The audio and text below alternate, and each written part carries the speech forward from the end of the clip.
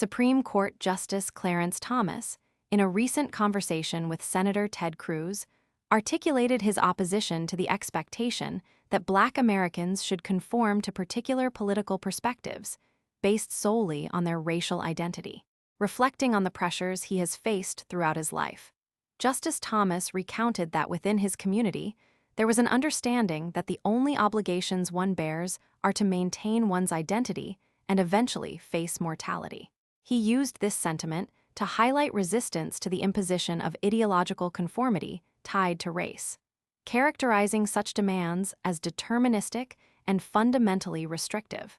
Justice Thomas noted that his personal refusal to adopt externally prescribed viewpoints has often resulted in him being perceived as an outlier, or even as a contradiction to prevailing assumptions about political and social beliefs among Black Americans. He recounted his upbringing in segregated Georgia, where he initially resided in impoverished circumstances, first in Pinpoint and then with his grandparents in Savannah. Raised speaking Gullah, a creole language with deep historical roots among the descendants of African Americans enslaved in the Lowcountry, Thomas's early life shaped his worldview in complex ways. During his studies at the College of the Holy Cross, Thomas was drawn to elements of Black nationalism and admired figures, such as Malcolm X. He played a role in organizing the institution's Black Student Union. However, following his involvement in a violent protest in Cambridge in 1970, Thomas experienced a period of self-reflection.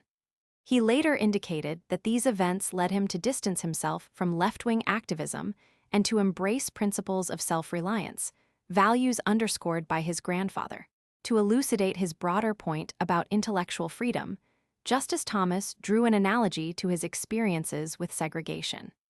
He recalled being denied access to the public library in Savannah as a child and asked listeners to consider the injustice of limiting an individual's physical or intellectual access based on race. He posed a rhetorical question regarding the distinction between physical restrictions in segregated institutions and contemporary expectations, dictating which ideas or works a person may engage with because of their racial identity, thereby questioning the legitimacy of any such boundaries on intellectual exploration. Want to make sure you never miss our latest videos? Tap that follow button right now. If our content brought a smile to your face, made you think, or taught you something new, please like this video and share with your friends and family. Your support helps our community grow, and sharing the love only takes a second. Thank you for watching and being part of our journey.